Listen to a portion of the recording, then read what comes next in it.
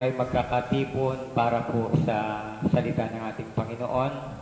At ako po'y naniniwala na tayo po ay patuloy na sinasamahan ng ating Diyos sapagkat siya po ang nagsasalita.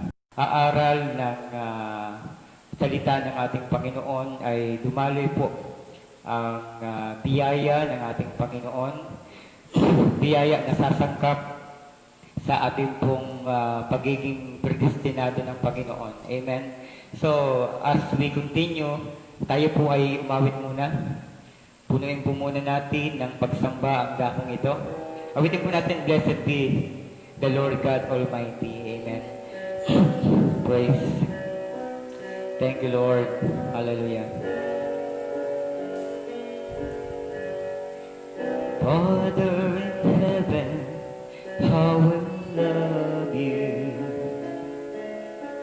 We lift your name in all the earth. May your kingdom be established in our praises. As your people declare your mighty words, blessed be the Lord God Almighty, who was and is to come. Blessed be the Lord God Almighty, who reigns forevermore. Hallelujah. Father in heaven, how we love you. We lift your name in all the earth. Hallelujah. May your kingdom be established in our praises.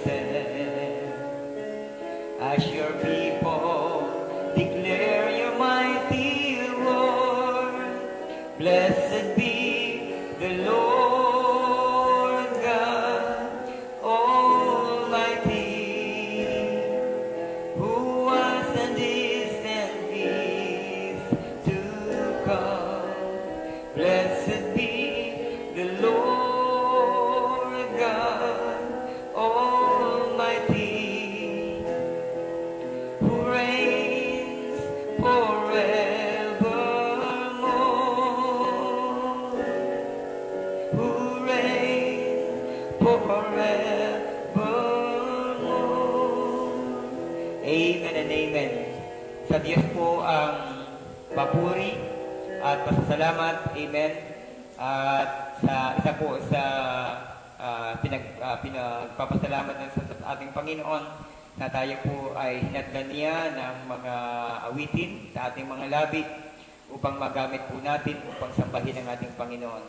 Okay, tayo po ay dadako muna sa ating Bible reading sa Luke chapter 8, verse 11. Dito po tayo mag-aangkor sa ating pong panimula. Of course, last week po, last Wednesday po, ay natapos po natin about sa Godhead. Ngayon ay meron po tayong panibagong bubuksan. Of course, ito po ay isa pong continuation para po sa tinatawag po na pagpapasakdal sa atin ng ating Panginoon. Amen? Kinakailangan po ay meron po tayong foundation. Amen? Para po mas makilala po natin ang ating Diyos at ang ating mga sarili bilang mga pinili ng ating Panginoon. Okay, Luke chapter 8, verse 11. Sabi pong ganito, now the parable is this, the seed is the word of God. Amen? Okay, sabi sa Tagalog ito, ang kalinhaga, ang binhi ay ang salita ng Diyos. Pagpalain po ng ating Panginoon ang pagkabasa ng kanyang mabuting balita. Tayo po muna ay yumuko, panandalian, samahan niyo po akong panalangin ang ating pong pagtitipon. Kapagpala naming Diyos sa gabi pong ito, muli po naming itinataas at dinadakila ang iyong tangi at nag-iisang pangalan. Kayo nga po ang banal namin na Diyos na siyang nag-aangkin ng walang hanggang kapangyarihan. Kayo na siyang nagtalaga ng bawat may buhay sa mundong ito at saklaw mo ang bawat kaganapan sa mga kapanahunan. At sa oras na ito, aming Diyos, minsan pa, ay aming pong itinatalaga sa iyo ang aming pong pag-aaral, o Diyos, galing at buhat sa iyong salita. Panginoon, inaasahan po namin ang pagkilos ng iyong presensya. Inaasahan po namin ang iyo pong paglalahad, pagbibigay sa amin ng kaalaman patungkol po sa mga bagay na may kaugnayan po sa kung ano ang aming pong kalalagayan sa iyo po, Panginoon, kong kaisipan at sa iyo pong mga plano. Kaya pagpalain mo, Panginoon, ang bawat nakikinig, ang bawat narito at mga nakatunghay sa aming pong live streaming. Kayo po ang patuloy na gumawang may kapangyarihan. Ito po ang aking samo at panalangin sa iyong makapangyarihang pangalan lamang po, Lord Jesus Christ. Amen. Praise God. Amen. So, ang ating pong babaybaying pag-aaral ay about the seed of God. Amen. Ang binhi ng Diyos.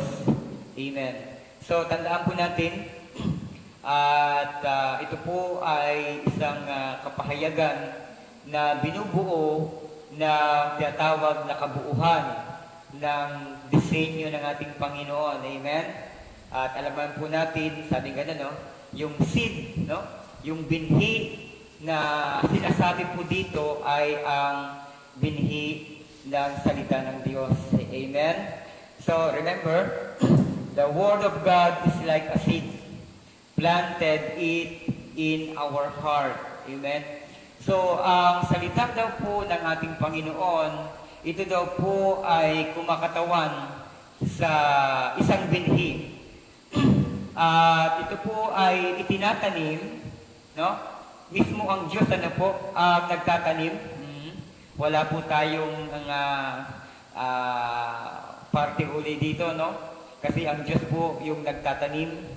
Amen. Siya po yung naghahayag sa atin, no? Okay? At upang tayo po umunlad sa kanyang salita. Okay? The Word of God is like a seed. Plant it in your heart. Amen? Okay, ito daw po ay kinakailangang maitanim sa ating mga puso. Okay. So, makikita po natin mga kapatid sa ating Panginoon na isa sa mga bagay na itinakda ng ating Panginoon sa mga mananampalataya ay mataniman. Amen? Ng salita. Ulitin po natin, ito po isang napaka-importanting bagay na malaman po natin yung word, no, ng ating Panginoon, which is yung kanyang mga revelation, yung kanyang mga kapahayagan. Okay, gusto ko po munang magbasa ng quotation at ito po ang book po ay Expectancy at ito po ay naihayag 1953. No? Tingnan niyo po, no? Ang mga mensaheng ito ay niloob ng Panginoon na ma-restore. No? Although na ito po, yung year na ito ay 1953, wala pa po ako, no? Hindi pa po ako ganap na express sa kaisipan ng ating Panginoon, no? Na-express sa kalooban ng ating Panginoon. Subalit, buhay na po yung mensahe. Okay. So, dito po, no, sa expectancy, okay, ang sabi pong ganito, paragraph E, das 10. Okay, sabi pong ganito, when He said, heaven and earth will pass away, but my word shall never pass away. Okay, so, then it is a fact that God's word is eternal. Amen. So, pinapahayag po na mensahero na ang salita daw po ng ating Panginoon na kung tinatawag po na ang langit at lupa ay maaaring maparang. Amen? pwedeng maparang, pwedeng mawala. Subalit ang kanyang kapahayagan, ang kanyang salita ay hindi daw po mawawala. Amen? Hindi kukupas. Amen? And then sabi, all things that you see was made by faith and spoken word of God. So lahat ng ating daw pong nakikita ay na ito daw ay na-produce sa pamamagitan po ng binigkas na salita ng Diyos. Amen?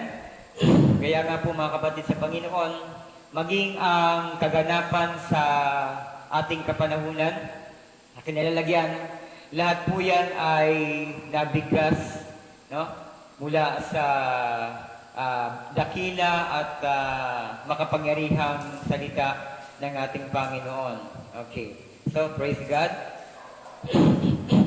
So, kaya nga po, sabi ko, the children of the promise are counted for the seed.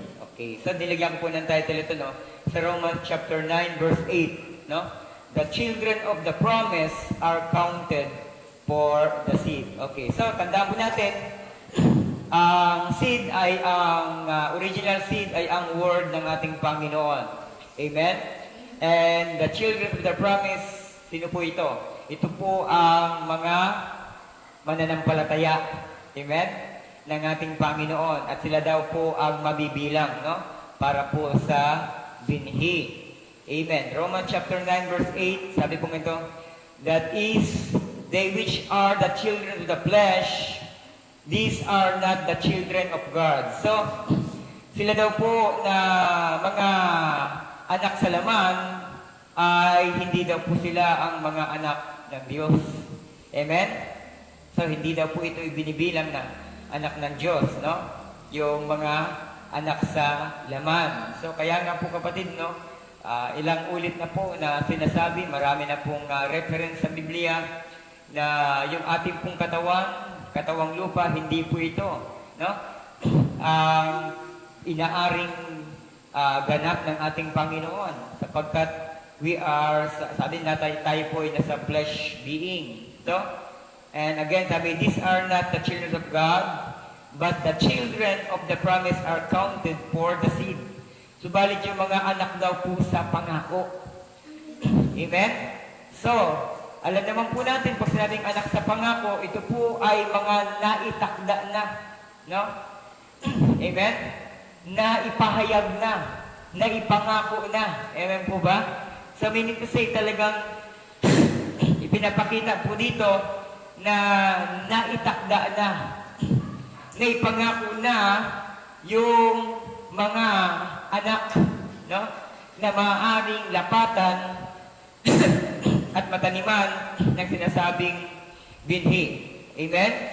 So, kaya nga daw po, sila daw po yung mag-ibibilang na isang binhi. Amen? Yung mga anak sa pangako. Okay. Tandaan po natin, ang ginagawa po natin ay binabalance po natin. Amen? Nagbibitaw po tayo ng scripture at ng quotation para mas makita po natin yung dovetailing ng mga kapahayagan ng prophet, ng messenger of the hour. Amen? At ang tinatawag po na gospel o yung tinatawag na scripture ng ating Panginoon. Amen. Okay. So dito po, okay. Ang title po ng book ay We Would See Jesus. Sirs, we would see Jesus. Okay, so sabi po ganito, for the promise is a seed. Okay. A seed goes into the ground. Amen.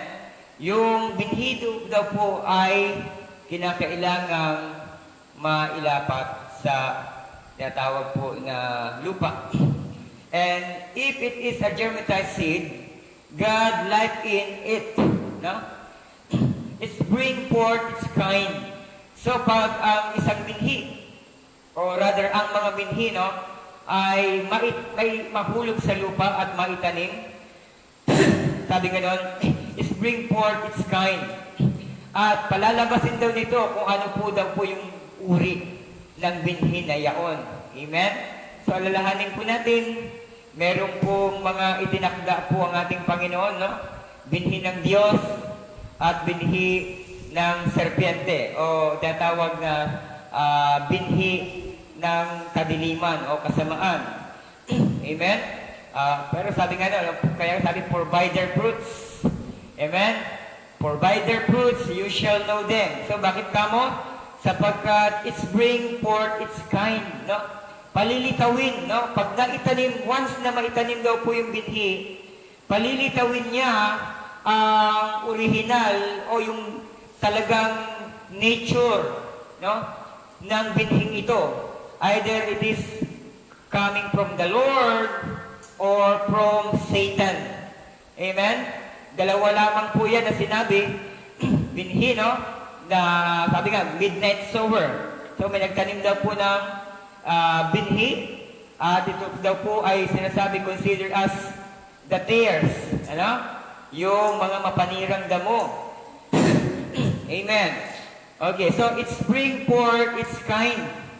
If it is put on, it's put in the proper place. So, pag nailagay daw po ito sa tamang lalagyan, tamang lugar. Amen?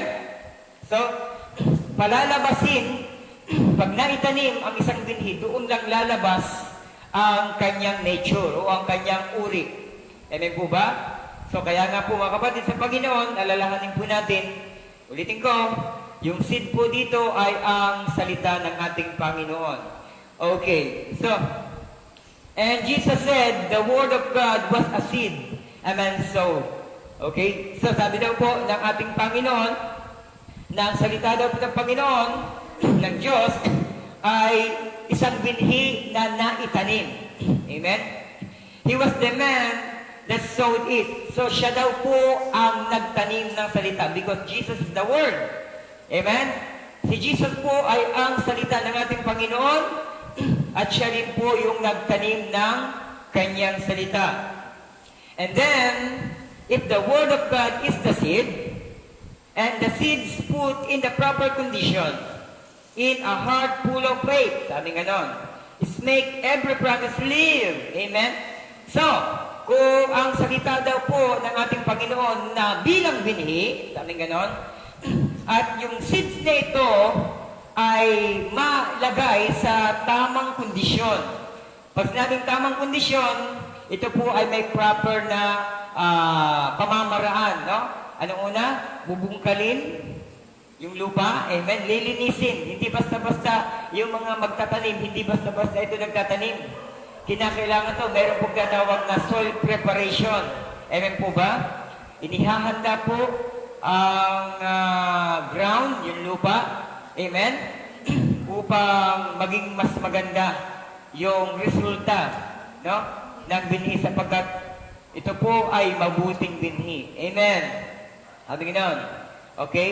Sabi, and the seeds put in a proper condition, in a heart of full of faith.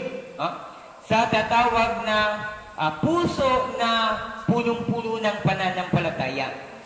Tandaan po natin, meron na po tayong faith, kinakailangan lang masalinan. Amen? So, tayo po ay meron pong kalikasang pananampalataya. Sa parte ng ating puso, narito po nakalagay ang tinatawag na pananampalataya, lugar ng pananampalataya. Amen? At it depend kung ano po ang seed na po pwedeng maitanim. Amen?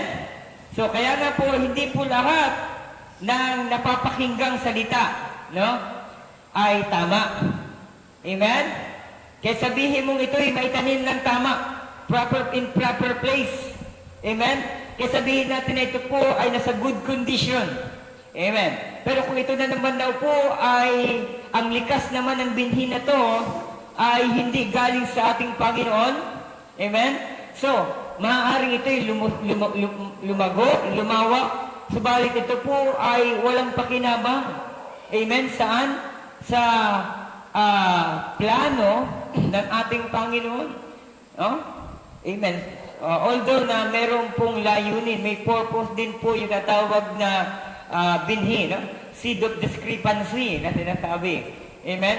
So, and every happen o yung bawat mga pangyayari sa mundong ito, lahat po yan ay counted na meron pong layunin. No? Yung kasamaan, may layunin. Yung mabubuti, may layunin. No? Kaya nga po sabi, gumagawa ng tama ang lahat ng bagay. Either mabuti man o masama, amen po ba? Ito po ay sa control ng ating Panginoon. Amen. Okay, so, in a heart full of faith, it will make every promise live. So, pag yung puso daw po na punong-puno ng pananampalataya, sabi ganon, kung yung binhi na ito, yung good seed na ito, ay mailapat sa tamang posisyon at mailagay sa tamang kondisyon. Amen? Sabi ganon, ito daw po ay, sabi ganon, no, it bring forth what it's promised. So, palalabasin na to. Palalabasin nito, no? Kung ano yung mga pangako sa binhi na ito. Diba? Kung makikita po natin, sabi ganon, no? Yung binhi daw po ng ating Panginoon, yung wheat, no? Pag ito daw po ay naitanim sa tamang ground, ito daw po ay mamunga, daan-daan, no? Hundreds, no? May mga sanga-sanga po ito. So, ibig sabihin, meron po itong tatawag na hatid na kagalakan at karangalan sa ating Panginoon. So, remember, yung children of promise, they are counted for the seed. So, yung mga anak na ipinangako, yung mga anak sa pangako, amen po ba? So, pag sinabing anak sa pangako, ibig sabihin, nahayag na sila. Okay? Napropesiya na sila. Amen? Nabigyan na sila ng tinatawag na karampatang kapahayagan, no? Noong pa man. Kaya nga, pangako eh. Amen? Di ba, pag tayo po may mga mahal sa buhay na nasa ibayong dagat, amen? Tapos hindi pa, halimbawa, 1 month before, ay uuwi na, no? Magbabakasyon na. So, anong sasabihin? Ano ba yung gusto mo? No? Napasalubong. Ha? Sabi ganun, gusto ko po ng chocolate. Sige. Bibilhan kita ng chocolate pagdating ko. So, yun ang pangako. Amen? So, yung pangako na ito ay, sabi ganun, meron itong takdang kaganapan sa takdang panahon. Amen? Ito po ay, meron pong kaganapan sa takdang panahon. Amen? So kaya yung ating ginagawa ngayon, mga kapatid sa Panginoon, yung ating pong kondisyon sa kasalukuyan bilang bahagi ng tinatawag na nobya ng ating Panginoon, amen? Ito din po ay naipangako na sa atin, amen? At ito daw po ay kinakailangang mangyari at maganap, amen? Kaya sabi nga na, no? It makes every promise live. So, gagawin nito, magkakaroon ito ng tatawag na fulfillment, no? In the proper time. Amen? Amen. Praise God. So, remember, balik po tayo. Patuloy po tayo. Okay, the seed will never come up unless you got to plant it. Okay. The seed will never come up unless you got to plant it. Ang binhi daw po ay hindi lalabas. Amen? Hindi po makikita yung uri hanggat hindi daw po ito na itatanim. Amen. Okay. Lapatan po muna natin ang katawag na scripture. Matthew chapter 13, verse 23. So para po magkaroon ng dovetailing, ano? Okay? Okay, sabi po nga sa Matthew 13, verse 23, but he that receives seed into the good ground is he that heareth the word. Amen. Amen.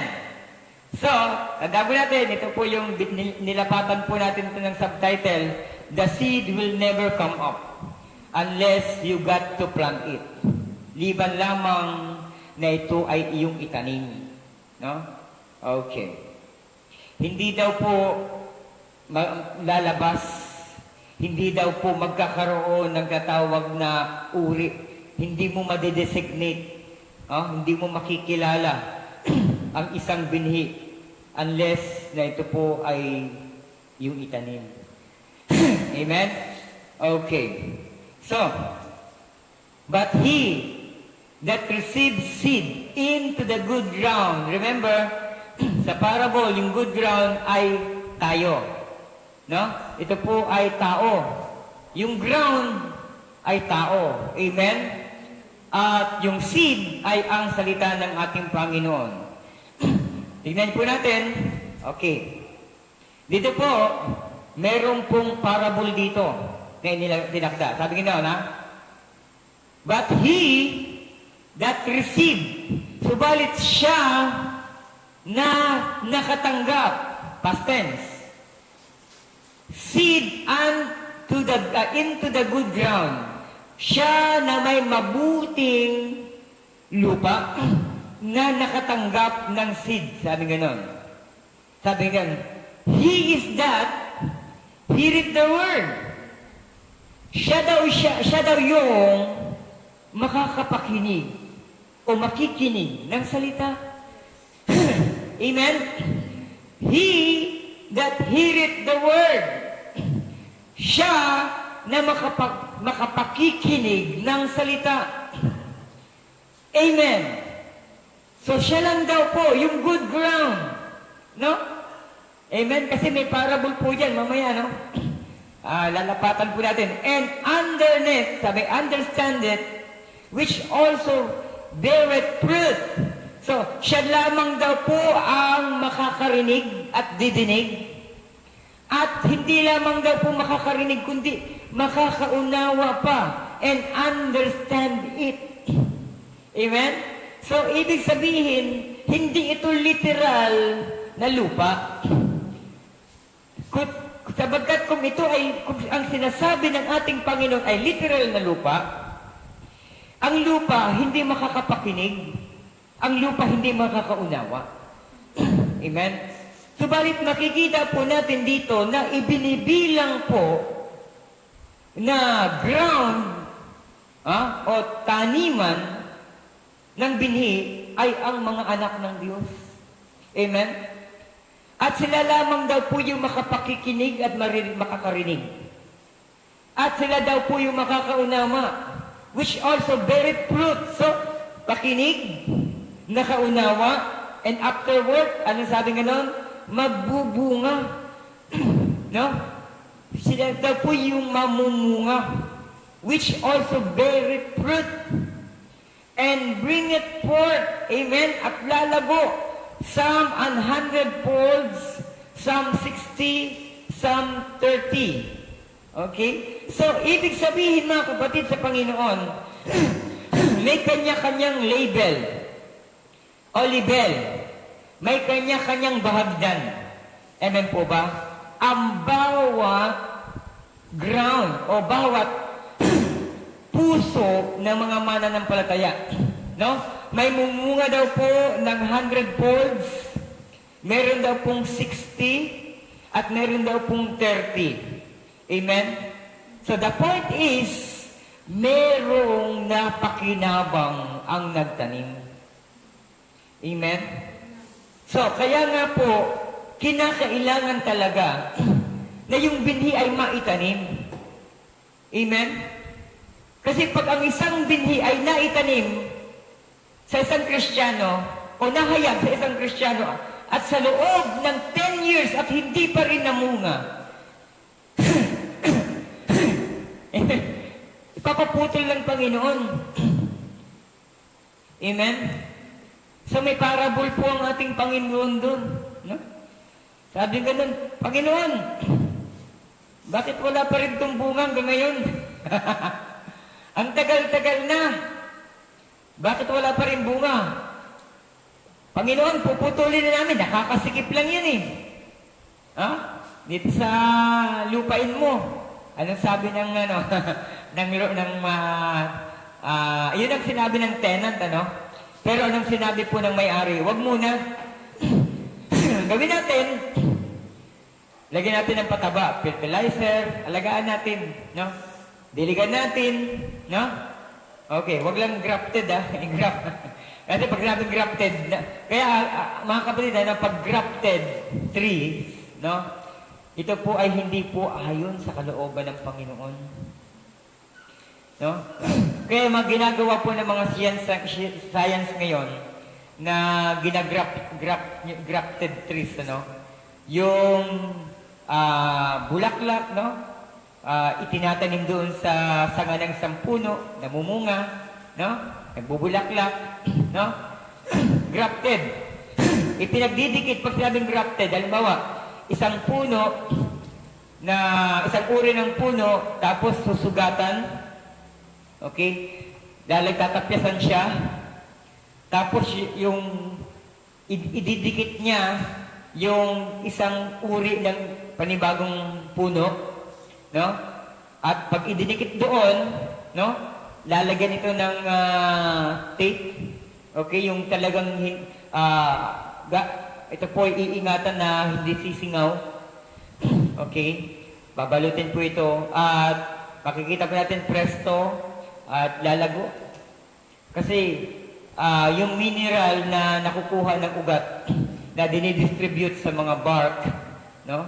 Sa mga balat, sa mga sanga, no? So, yan po ay nahahaluan, nadidistribute po ito sa kinabit na ibang uri ng puno. Okay, so, sa mga katuwid, nagiging matagumpay naman na nabubuhay naman. So, maraming Kristiyano ganyan. Grafted Christian. No? No? Kaya, ang nangyayari, nagbubunga rin sila, pero ang problema, mali na sa nature na ginawa ng Panginoon. Nakuha niyo po? No? Maraming Kristiyano ganyan. No? Kasi sabi nga, no? Yung seed ng God ay kinakailangan maitanim sa tama. No? Pero ang problema sa mga tao, hinahaluan, kaya nagsabi nga, adulterated word. No?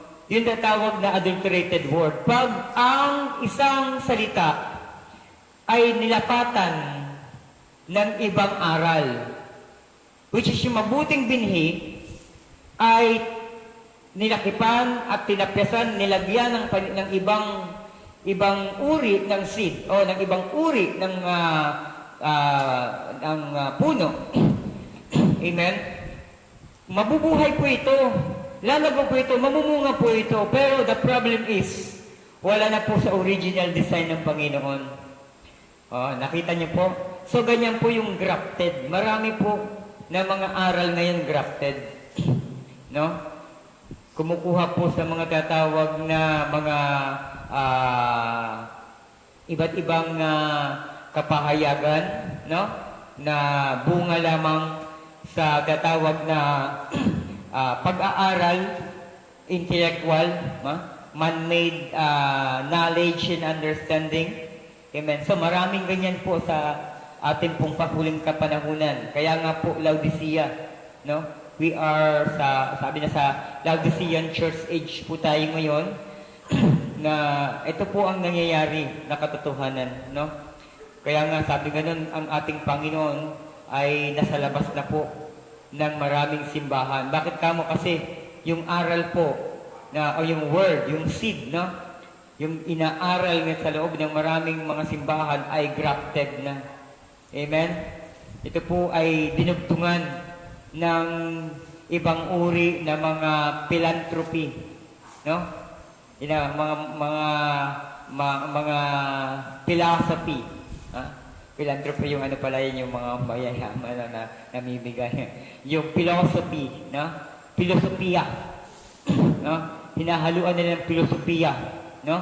At bumubuo kasi ganyan po yung mga nag-aral po sa mga Bible school. Amen?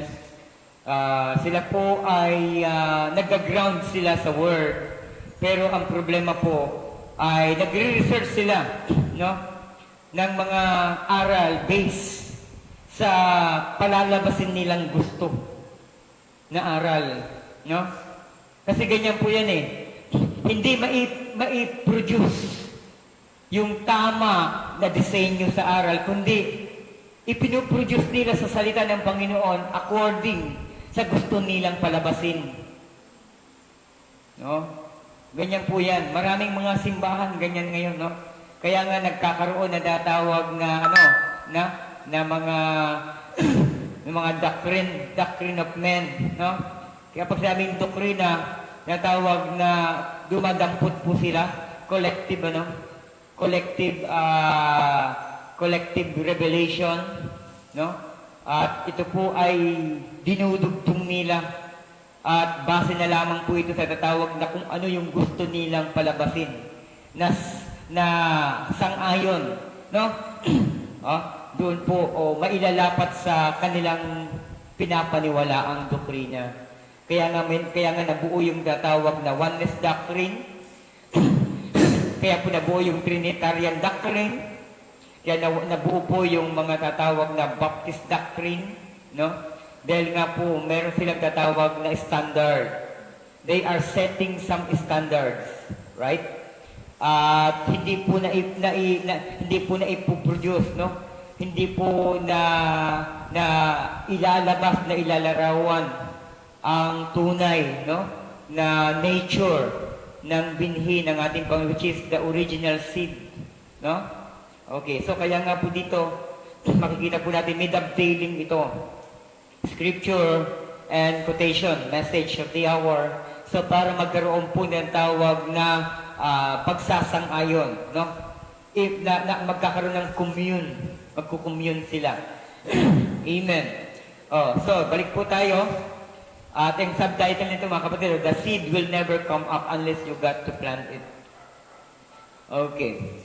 But he that receives seed unto the ground, good ground rather, is he that heareth the word and understand it, which also beareth fruit, and bring forth some 100-fold, some 60, and some 30. Okay. So dito po tayo, quotation po tayo. Ang pangalan po ng book ay The Church of the Living God. Okay? At ito po ay naipahayag ng 1951. So paragraph 17. Ito po ang sabi, when you sow a seed, kung ikaw daw po ay magtatanim ng binhi, you don't dig it up every morning to see if it's come to pass. Kung ikaw daw po, mga kapatid, ay magtatanim ng binhi, hindi daw po ito kinakailangan na araw-araw ay huhukayin mo ito at upang silipin at tignan kung meron ng tinatawag na pagbabago. Amen? No? So, hindi daw po yung ganon. So, ibig sabihin, ano po sabi? If you do, your seed will never come up. Kung ganun daw po yung gagawin natin, kung ganun daw po yung gagawin na nagtatanim, na pag nagtanim siya, kinabukasan, pupuntahan niya, ididig niya ito, hukayin niya, titignan niya kung meron ng reformation, yung binhi, tapos pagka nakita niya na wala pa, tatabunan niya ulit, and the following day, pupuntahan niya na naman, ididig niya na naman, hukayin na naman, titignan niya na naman. Sabi po ng messenger, your seed will never come up. Wala po itong magiging resulta. Amen? Hindi daw ito lalabas. No, hindi magkakaroon ng tatawag na fulfillment yung seed na ito. Amen? You got to plant it. Okay? Kinakailangan itanim mo. Amen? At ang sabi, commit it to the earth and let it alone. Hallelujah! Ang taniman po dito, tayo. Amen? At ang seed ng Lord na itatanim sa pananampalataya natin. Amen? At kinakailangan, ito daw po ay manatili. Amen. Hindi mo kailangan ito pag sinabing araw-araw mong ididig. Ang ibig sabihin ng araw-araw didig, ibig sabihin, araw-araw kang nag-aalinlangan. Binubuksan mo ano kay totoo kaya ito? Yung sinabi ng Lord, yung sinabi sa Bible, totoo kaya ito?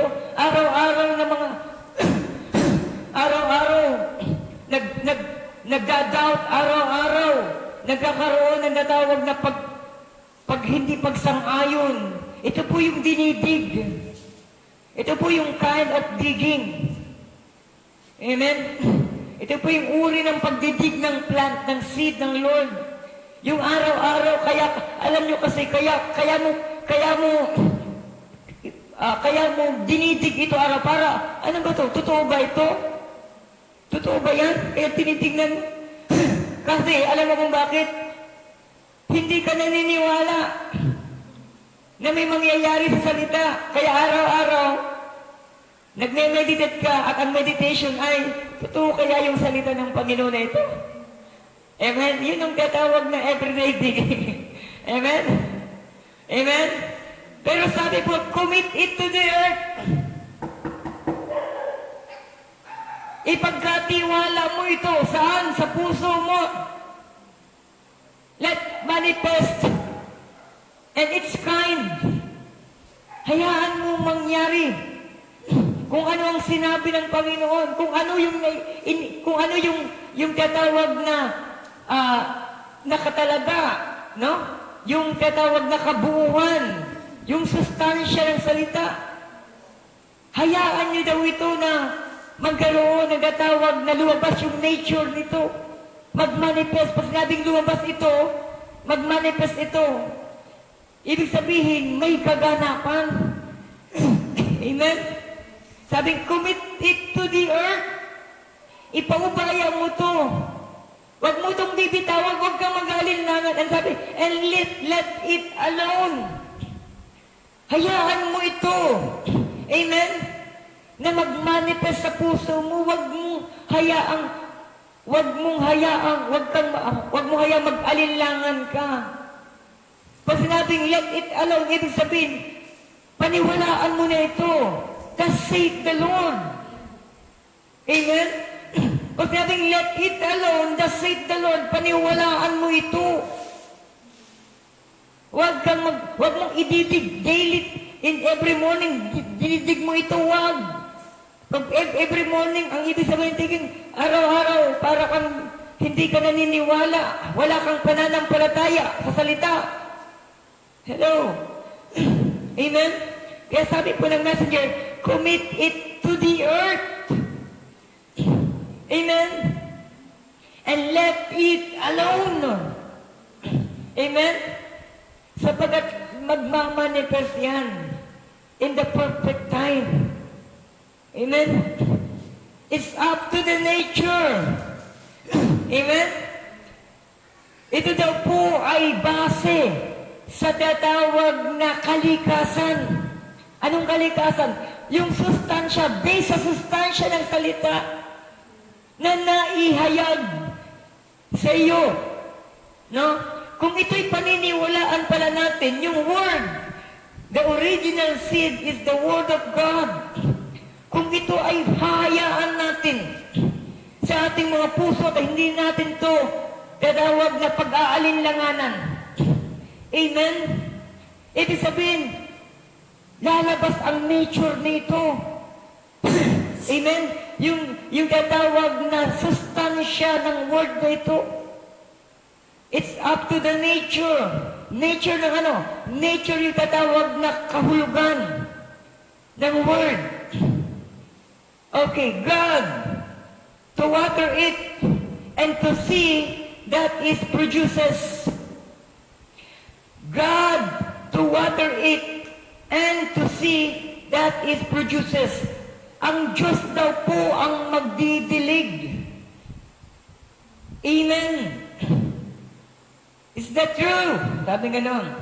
So that's the way you do the Word of God.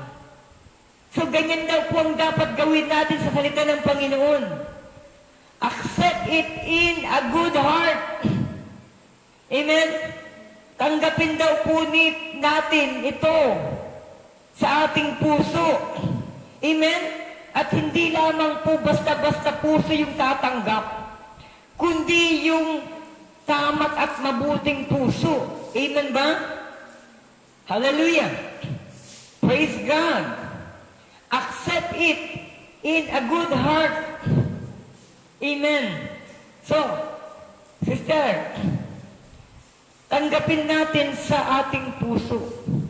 Pero before natin matanggap yung word na ito, make it sure mabuti yung puso, yung kondisyon ng puso natin.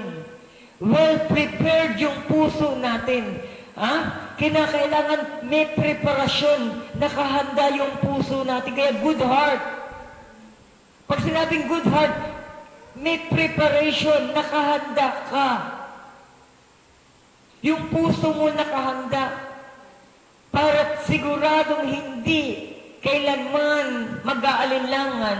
Kasi yung pusong nakahanda, ang isang pusong nakahanda sa pagtanggap sa salita ng Panginoon, hindi mababanaag dito ang pag-aalinlangan.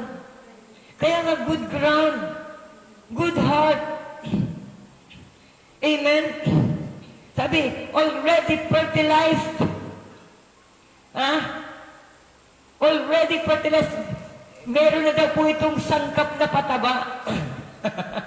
Amen? Kasi yung gamit ng fertilizer, kapatid, ito po yung tatawag na sa Tagalog, pataba sa lupa. Hindi po pinapataba nito yung binhi. Yung fertilizer, ang pinapataba nito, yung lupa. Amen? Yung fertilizer, pinapaganda yung kondisyon ng lupa. Amen? Ang isang gamit ng fertilizer, mga kapatid sa Panginoon, hindi upang pakialaman yung binhi. Walang kinalaman yung fertilizer sa binhi. Ang trabaho ng fertilizer upang i-produce ng ground yung mabuting lupa. Amen? Upang pagdating at paglapag ng binhi na ito, ay maproteksyonan ito. Maalagaan yung binhi. Amen po ba? Sabi nga ganun, accept it in a good heart. Ibig sabihin ng good heart, ibig sabihin well prepared. Amen? Because it's already fertilized. Amen?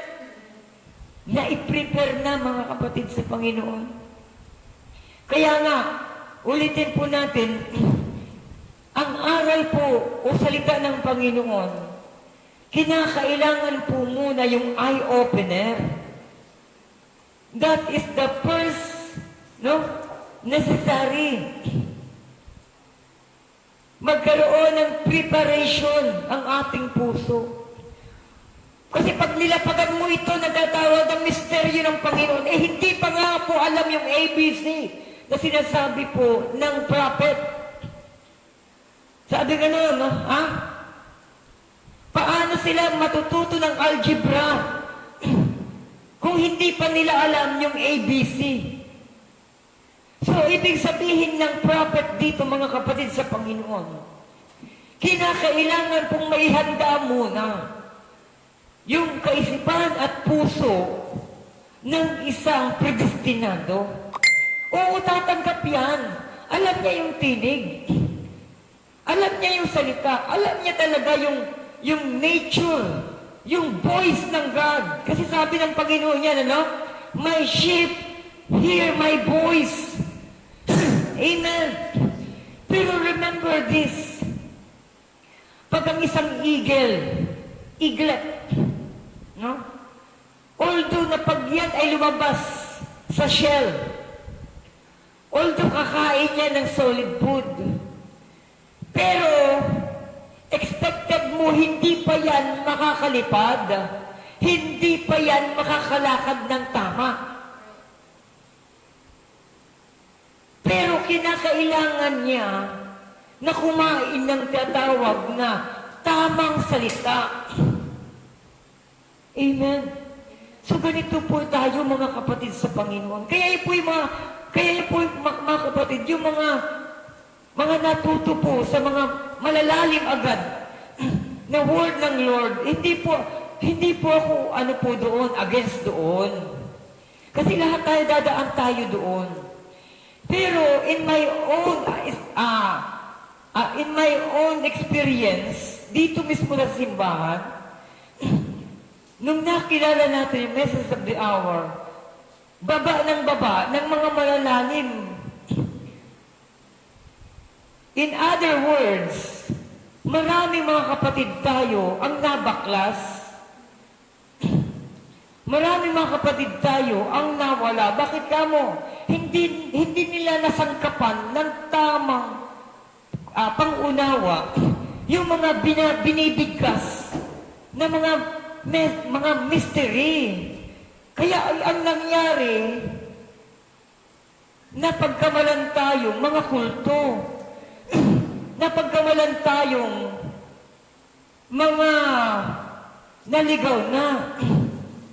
Yan ang totoong nangyari. Kaya ngayon, dito sa ating pong mga napapakinggan ngayon dito, ito po ay kapahayagan mismo ng scripture at ng message. So, iginagad po tayo ng scripture at ng message sa tama po nating track na kinakailangan magkaroon muna tayo na tatawag ng eye-opener. Anong ibig sabihin? Di ba? Natapos tayo sa Godhead. God above us, God with us, God in us. Amen? So ngayon, dito naman, nakilala natin doon yung nature ng God as Elohim. Siya ang tatawag na the self-existing one. Nakita natin yung kanyang trabaho. From the beginning of time, doon po sa heavenly realm, amen, sa dimension ng God, ni Elohim, sa kanyang creation, amen, sa kanya pong representation, amen, at sa kanyang manifestation. So nakita po natin ito hanggang sa manifestation ng God sa atin, God in us, through the Holy Ghost. Now, let us open, sino ba tayo? Ngayon, let us identify who we are as God predestinated seed. Amen. Seed is the word of God at tayo daw po ang tinatawag na good ground. Amen. So, ina-address ngayon natin mga kapatid kung sino po tayo. Okay, let's continue. So, sabi nga nun, so that's the way you do the word of God. Sabi nga nun, accept it in a good heart. Ibig sabihin, mabuting puso. Kaya nga kapatid, kinakailangan, ulitin po natin para mas maklear po sa atin. Hindi tayo basta-basta tanggap ng word. Kasi pag tanggap lang tayo, para lang tayo mga ground na mga maraming mga thorn, no? Yung mga rocky ground, no? Hindi eh. Ganun ang mangyayari sa atin. So, kaya kinakailangan po yung preparation. Yung good heart, may preparation po ng ating puso. Amen? Okay. And again, sabi, already fertilized. And all the creepers and the rocky places and the stony doubts taken away. Amen? And in good rich soil of faith, and believe it, commit it to God. Amen? And walk away. Commit it unto God and walk away. Anong ibig sabihin? Do your daily rotation. Amen? Leave it in your heart. Hayaan niyo po na ang salita ng Panginoon ay mailapat ng tama sa ating puso. Amen? At pag nailapat na, ibig sabihin, panatilihin po natin yan. And do, sabi ganun, no? Hallelujah. Sabi ganun, and walk away. No? Lumakad ka. Amen? Ibig sabihin, do your daily rotation. Testifying that you have received what God has promised you. So, continue to testify. Isa sa pag-iingat ng salita ng Panginoon, make it sure, makinig po kayo. Isa pala sa sinasabi ng prophet na pag-iingat sa salita ay patuloy mo itong i-testify. Patuloy mo itong ipagsasabi.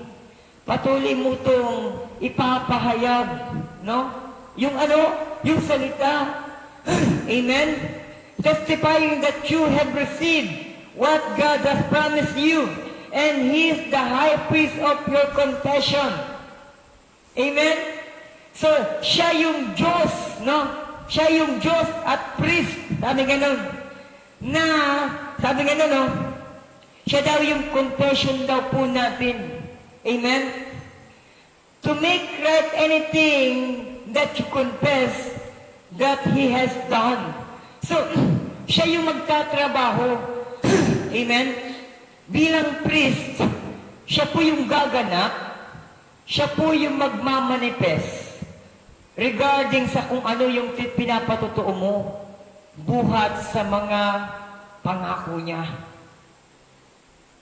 Are you with me? So, iti-testify pala natin ito, mga kapatid.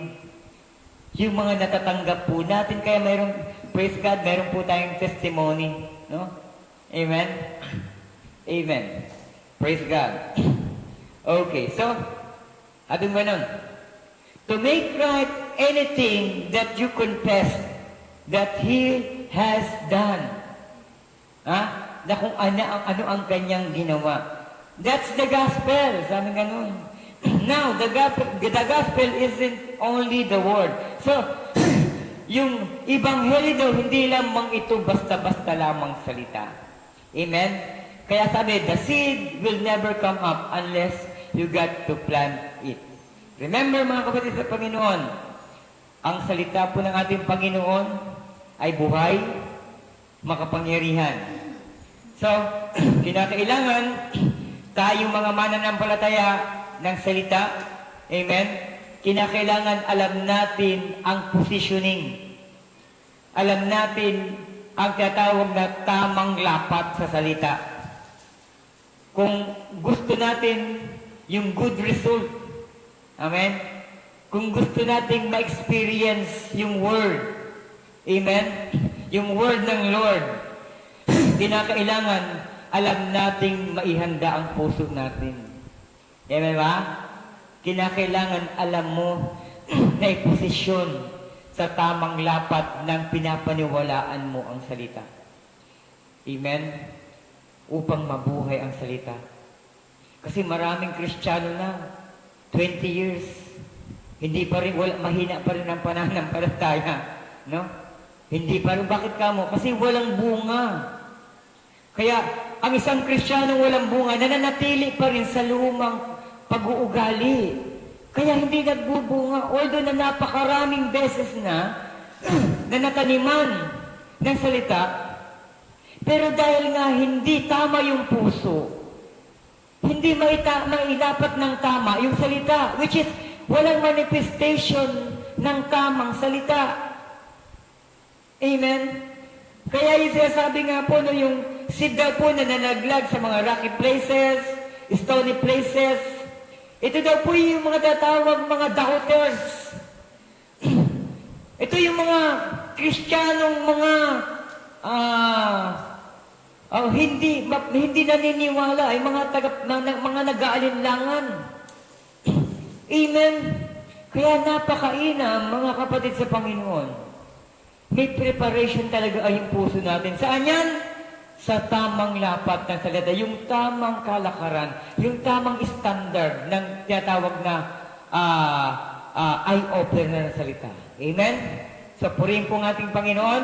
So, ngayon po mga kapatid ay panandalian po nating puputulin ang ating pong pag-aaral para po sa next po na ating pong meeting na naman sa pamamagitan po na yung live streaming ay may pagpapatuloy po natin ito muli. Amen? Okay, so purihin po ang ating Panginoon at dalangin ko po na ang ating pong napagbulayan ngayon, ang naihayag po sa ating kalagitnaan ay magbigay po sa atin ng tamang sukat. Amen po ba? Na tinatawag na kaisipan. Amen? Kasi involved ka talaga dito. No? Although na ang Diyos ang gumagawa sa lahat ng bagay. Sa pag-aayos sa ating buhay, no? Sa pag-aayos ng ating Panginoon sa ating pong pananampalataya. Pero ang part natin dito ay ang paghahanda. At isang bahagi ng paghahanda mo, kapatid, sa Panginoon. Ano po yun? Confession. Amen? Magkaroon ka ng genuine confession. Amen po ba? Amen? Of course, yung tatawag na, sabi sa Bible, ano po ba? Yung tamang bautismo. Kaya itong importante yan, ano? No? Kasi yung revelation, amen ba? Meron itong pagkilos ng Holy Ghost. Amen? Kasi sabi yung Holy Ghost po ay nagre-reveal. Amen? Kaya pag nangangaral tayo dito, nag-uusap tayo dito, at base lamang po ang salita natin, base lamang po sa kung ano yung tatawag na binabasa natin at wala pong tatawag na manifestation ng Holy Ghost, wala po itong walang mabuting kaganapan po ito. Amen po ba? So kaya kapatid sa Panginoon, kaya nga po God in us. Amen? Right positioning of the word. Amen? Tamang puso. Tamang lapat para hindi tayo madaya. Amen? Kasi remember, ano? Ang diablo, very wise siya. Di ba? Kaya nga, di ba, sabi mo, may parable din dyan, di ba, na sabi ganun, yung isang bahay, amen po ba? At nilinis. Amen? Umalis yung masamang espiritu. Ang ginawa naman, nung umalis yung masamang espiritu, nalinis. Nilinis yung puso. Amen? Yung room. Tapos nung bumalik ang masamang espiritu, nakita niya malinis na. Kasi ang devil, ang gusto niyan, manggulo. Manggulo ng manggulo. Oh? Napaparangalan ang diablo pag magulo ang isang Kristiyano. Magulo ang tahanan ng isang Kristiyano, walang direksyon ng isang Kristiyano, doon siya napaparangalan. Yan po yung nature ng diablo. Ha? Kaya nga nagtatanim siya ng matatawag na mga tares, no? Yung mga mapanirang damo, nagtatanim siya ng binhi. Si discrepancy nga eh. Amen? Nagtatanim siya kasi galit na galit ang devil, mga kapatid. Tandaan nyo, galit na galit at muhing-muhi ang diablo pag natututunan mong iayos ang puso mo. Amen? Amen?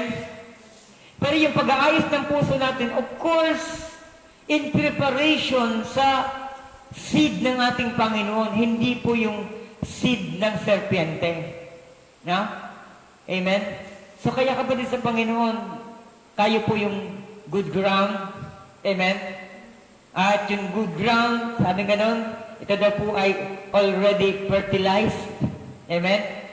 Nalagyan na daw po ito ng pataba. At tatandaan po natin, yung pataba, hindi po, wala pong pakialam ang pataba sa binhi.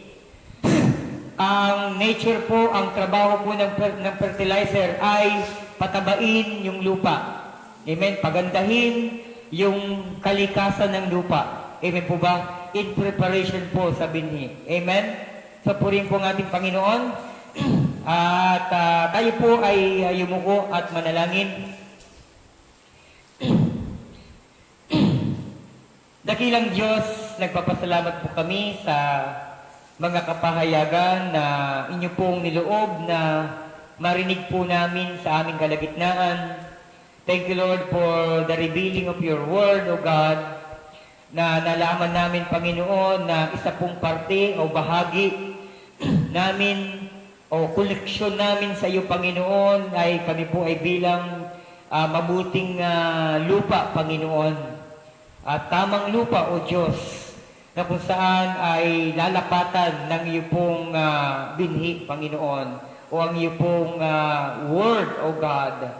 Ya Lord, sa mga salita na aming narinig at sa maririnig pa, Panginoon, isinasamo ko po bilang iyong alipin, Panginoon, na lingkod mo sa dakong ito, O Diyos, na patuloy kang maglapat sa aming mga kaisipan, Panginoon, patuloy kang mangusap sa amin, Panginoon, patuloy kang maghayag, Panginoon, ng mga talata at mga salita na magdidevelop, Panginoon, sa amin sa tamang lapat ng iyong kapahayagan. At dalangin ko, Panginoon, sila mga nakikinig sa kanilang mga tahanan, sila po na nakikisa sa aming pong live streaming, Panginoon, patuloy mo silang hakdan ng iyong salita, Panginoon, sapagkat ang kayamanan po ng salita mo ay mayroong pong kaugnayan sa eternal na aming kalalagyan. Maraming salamat po at dalangin ko, Panginoon, sa pananatili po namin sa mundong ito ay bigyan mo kami ng tamang sukat ng mga pangangailangan po namin upang makapamuhay kami ng may kaayusan habang kami po ay naglilingkod sa iyo. Pagpalain mo ang mga kapatid na ginagamit mo sa gawain ito, Panginoon. Sila na mga tumatayo, Panginoon, at magdala ka pa po ng mga manggagawa sa gawain ito, Panginoon. Salamat po at inaasahan po namin, Panginoon, ang inyo pong banal na paghahari sa aming mga puso. At muli sa iyo po ang lahat ng kapurihan, ang pasasalamat at ang buong pagsamba sa iyo lamang pong makapangyarihang pangalan, Lord Jesus Christ. Amen and amen. Kung mapagpalang gabi sa ating lahat. Kita-kita po tayo sa susunod na Wednesday.